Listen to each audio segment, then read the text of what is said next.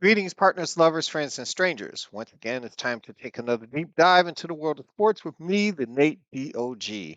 Hoping that you all have had a pleasant and prosperous day today.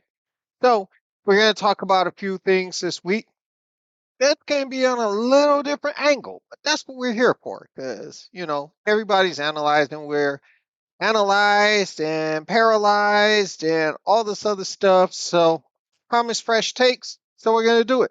So, I got a few things I'm going to say, hoping you'll be nice enough to stay. You definitely deserve a break today. We're going to do things how? My way. You know why? Because it's my channel. So, let's get at it. So, I waited and waited and waited because I wanted to comment about this drama known as Where is Coach Jim Harbaugh Coaching? And we found out today that he's going to accept a deal with the Los Angeles Chargers. So, first of all, congratulations, Coach Harbaugh. Thank you, Coach Harbaugh. You did what you came here to do, which was to resurrect a dead program, put life in it. It took a minute, but not only did you get it on a good foundation, but you also brought us a national championship, us being Michigan, and making the team very relevant. Now, before you jump on me about us and we, let me explain something to you. First of all, I am a Michigan alumni, so I have a right to say we. I spent a lot of money in that school with student loans. It's just as much we and me. So, enough of that. And I also told you that with college football, I do have fanboy moments, so this will be the one time that I'll come off of being a homer a little bit, but at the same time, I'm also going to give an objective take. So, with that being said, here's the objective take. Um, I can understand why Coach Harbaugh left. I mean, he even alluded to it when he won the national championship, and he said, "I can sit at the big boy table now because my dad won a natty, my brother won a Super Bowl, and now I got this national championship." But it also tells me that there's a little bit of competition inside of Coach Harbaugh. I think it kind of ate him up that he didn't have any hardware to show off with the family. And now, if he can go ahead and get a Super Bowl trophy to match that national championship trophy, then he can not only sit at the big boy table, but he can actually create it. Now, folks need to understand that not every team wins a Super Bowl. It's only a select few teams that have won Super Bowls. Okay. So it's no guarantee that you're going to go get one. But Los Angeles gave him whatever he wanted because at Michigan, Michigan was prepared to make him the highest paid coach in the land. Michigan was even prepared, according to sources, to keep Harbaugh around in the event that the NCAA came after Michigan and placed sanctions on him, that his job would have been secure no matter what. All that, and plus the fact that when you win a national championship, not as much now, but back in the day, but at least this man would have job security at least through the next decade. And by that time, he's 70 years old. He could have been this generation's Bo Schembechler because even Coach Bo didn't win a national championship. So he could have been the closest thing to a deity in Ann Arbor. However, there's that thing called ambition. And if you've got more money than you can spend, I guess you can look at other things. And I guess the Chargers are going to give him all the control he needs to pick and choose his people. Plus, with name, image, and likeness, it's almost the same thing as NFL free agency. The only difference is that, when a player signs a contract, he has to stay unless you decide to trade him. Whereas in college, you have this guy for 5 minutes and then he's gone 5 minutes after that. So I don't know if you want to deal with all that. A lot of people are saying Nick Saban left the game because of all the uncertainty. Now, that's something that the NCAA needs to figure out. deal with because it's going to get worse before it gets better. As far as Jim Harbaugh is concerned, I'm sure he's going to get paid like a fat rat in the cheese factory. But you got to understand, Coach Jerry Glanville once said it, and it is true. The NFL means not for long. You're going to pay Harbaugh all this money. You're going to give him all this clout. You're going to give him all this control. And with the added pressure of the fact that the Chargers share SoFi Stadium with a team that's only a few years removed from their own Super Bowl championship, the Los Angeles Rams. So expectations are going to be up here to bring home that Lombardi. Plus, we got to remember too is that dude decided to go to the AFC and he decided to go to the AFC West. The AFC West is dealing with Sean Payton, which he's going to be under a lot of pressure the way he treated Russell Wilson. You got the Raiders, who got their brand new coach, Antonio Pierce, and they're hungry and ready to go. And of course, you have the reigning and defending to this point Super Bowl champion Kansas City Chiefs. That's just in your division, guy. We haven't talked about the Ravens. We haven't talked about those youngsters down in Houston. But, apparently you've had a long time between when you won the national championship and now to look over the lay of the land to figure out what you want to do. Me personally, I say congratulations. Go after your heart desire. If I'm Michigan, there's a lot of people out here. I heard they were going after Brian Kelly. If they go after Brian Kelly, I will scream to my lungs because I don't want that man there. Yeah, I said it. I don't want him there. Carpetbagger. Michigan really needs to give Sharon Moore that opportunity because if they say that Jesse Minter is going to the NFL with Coach Harbaugh, that leaves Coach Moore. And Michigan don't fart around with it. A lot of time has already elapsed since this stuff has went on with Coach Harbaugh. Think you need to go ahead and reward Sharon Moore. He went ahead and he coached that team through the toughest stretch that Michigan had to face to date. He is the offensive coordinator, so it's not like Harbaugh was calling the plays. He was calling the plays. And I think it would do a lot for Michigan recruiting getting Sharon Moore there. Okay? So do the right thing, Michigan. And he'll probably give you a discount because I'm here to tell you, you're not going to pay Sharon Moore what you were going to pay Jim Harbaugh, which leaves some extra money for him to go ahead and get probably some of the better uh, coordinators, especially defensive coordinator, because he's more than likely going to have to replace Jesse Minter. So, Michigan, do the right thing. Give it to Coach Moore. He earned it. Do the right thing. Okay. So, that's so much on my take for Michigan football. Um, and I guess I'll be talking about Michigan football in August. But until then, I'm going to enjoy the fact that they're the national champs. I'm just going to let that marinate for just a hot second. All right, moving on. So, I am not going to sit here and analyze the Final Four. I'm not going to talk about Ravens Chiefs, even though I think the Ravens may win it in a squeaker.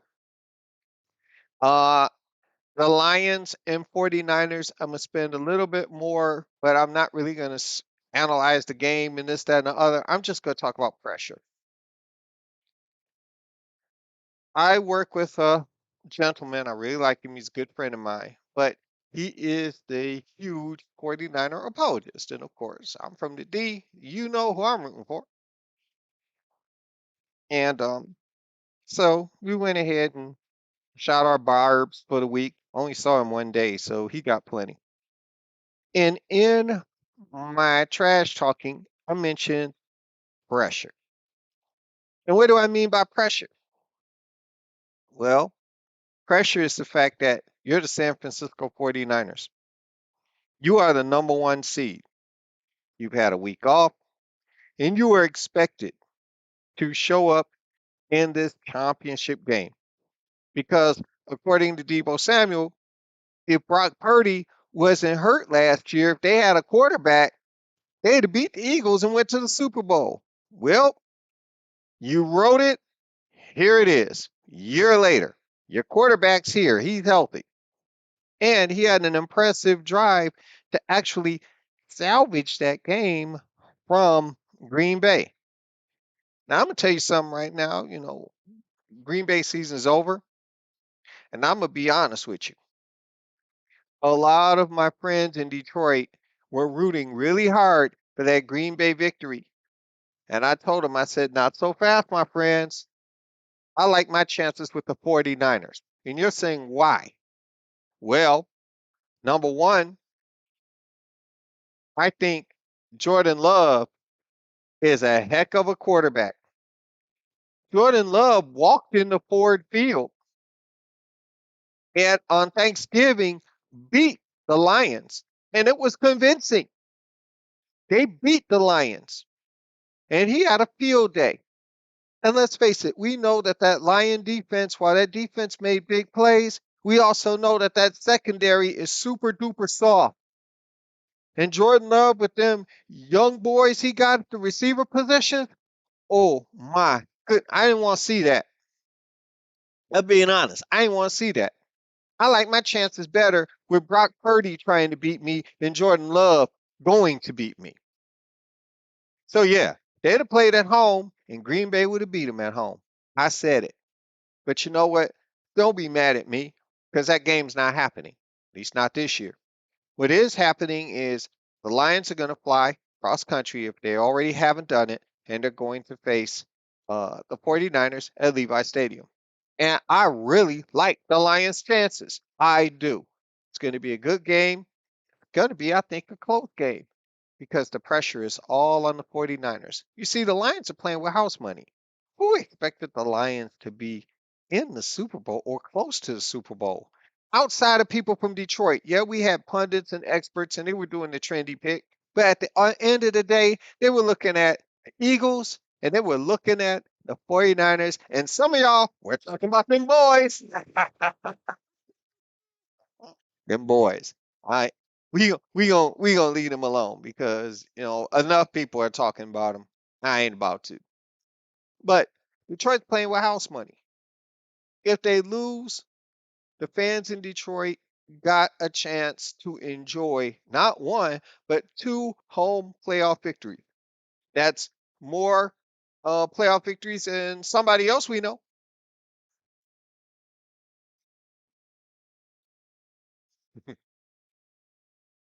But optimism will be better next year. But we get what we get. We go as far as we go. And we're going to ride this as far as we can possibly ride it. And if it ends here, we'll be disappointed. But this season is going to be far from a failure. But the 49ers, what if they lose at home? That's a possibility. The Lions have nothing to lose, everything to gain. The 49ers have everything to lose because you've got an MVP candidate in Brock Purdy. You've got the Offensive Player of the Year candidate in Christian McCaffrey. You got Debo, and we don't know if he's going to be healthy or not. You got Brian Ayuk. You got George Kittle, who's probably the best tight end this side of Travis Kelsey. Man, you got that Bosa effect, that D. But you thought Jordan Love can throw that ball. We know what Jared Goff can do when he has a clean pocket. That's going to be something. Pressure's on you, Frisco. Pressure. And they just, right now, every second, you feel the squeeze and squeeze and squeeze. And I'm here for all that. I really am. So let's see what happens. I'm going to tell you one other thing that I'm not too happy about before I move on to my final topic. There's been things on social media where people are saying, Barry Sanders, he should sign a one-day contract so that way he can get a No, no. Barry Sanders is probably one of the second best running back I've ever seen with my four eyes in my life, with the best one being Walter Payton. Okay? Barry is the doggone man. But Barry's ship sailed. And in case you're interested, because a lot of you folks weren't born when the Lions last went to the NFC Championship game, the Lions went to an NFC Championship game almost 30 years ago, and they lost to the Washington Redskins. Barry Sanders ran 11 times for 45 yards that game. He played in that game, and they got whooped. I believe it was 45-13, something like that. He played in his game. He had his chance. He had his chances. Okay.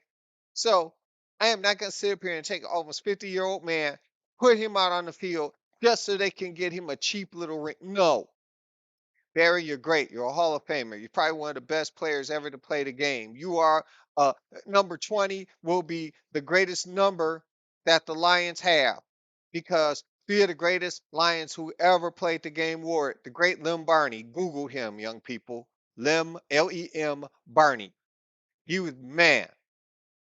Second one was Billy Sims. Google him. Heisman Trophy winner. And Billy Sims was the real deal. And the third guy was Barry Sanders. You wear number 20, that's basically a Hall of Fame ticket.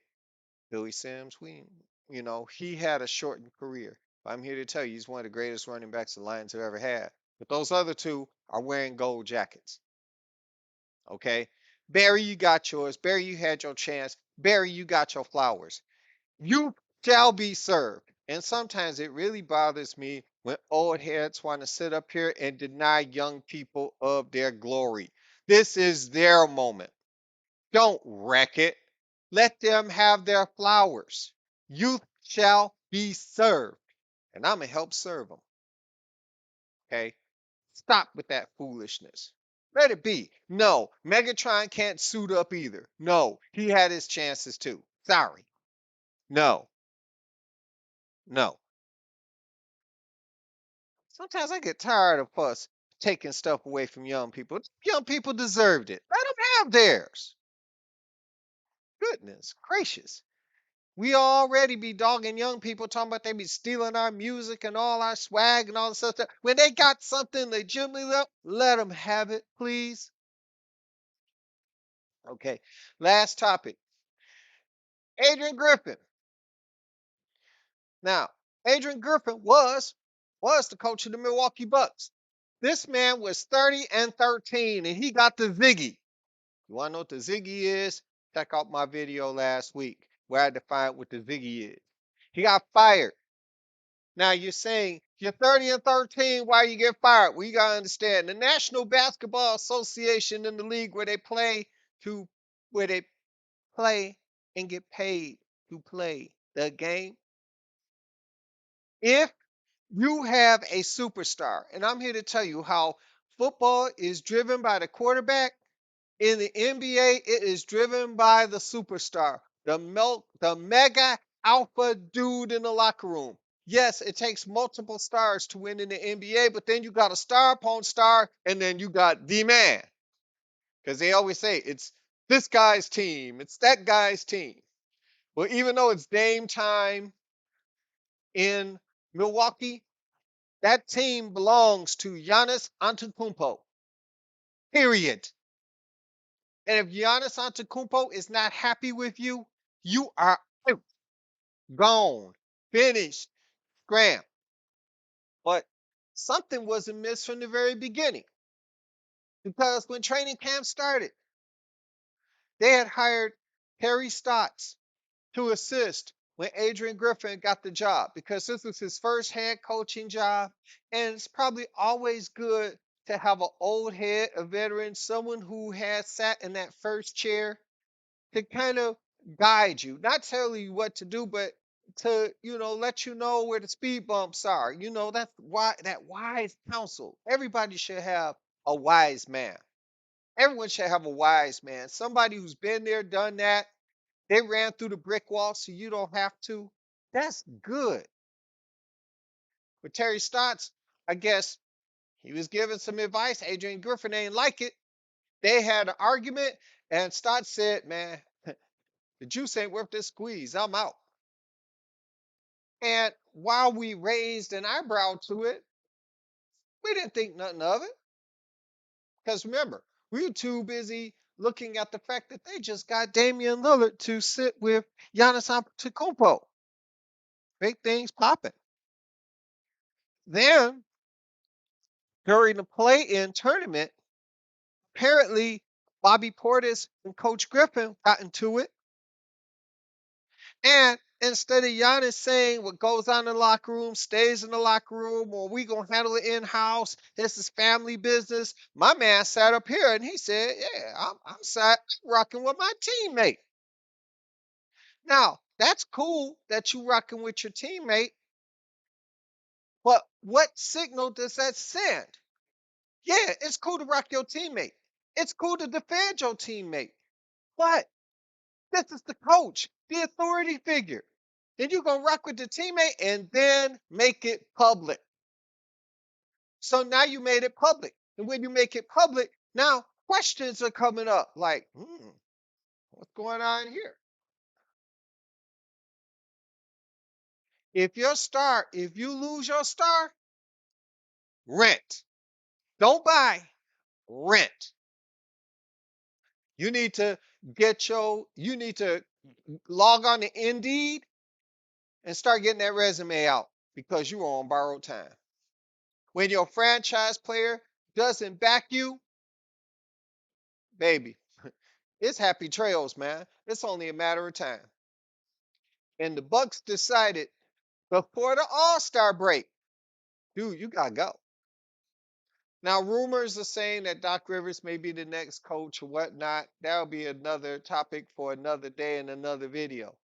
But this once again tells you again what I've been saying. And I'm going to have another extended video because a lot of people gave me the blues when I said that coaching is overrated in the NBA. It's about talent. You need talent. Now, yes, coaches can get you some games and coaches can put you in good positions and coaches can set you up for success. But at the end of the day, all that don't mean nothing if your players can't put the ball in the hole and if your players can't play no defense. 30-13. Do you think them players think that it was because of the coaching of Adrian Griffin? Really? Talent. And if you got a guy like Giannis Antetokounmpo, who's probably one of the top 5 players in the game, depending on who you're speaking with, when that man says he gotta go, you better get that guy gone before Giannis sits up and says he goes or I go. Milwaukee has a tough time not being in a big market to keep this man there. And trust and believe. They're going to do everything short of giving him ownership to keep that man happy. And if he says you got to go, pack your grip, taking you on your trip. But that's the way it goes in the NBA. All right. I went a little bit over time, but I had a lot of things to say. Like I said at the beginning of the interview. Interview? Yeah, I do sound like I'm interviewing. I'm interviewing myself. Hot dog.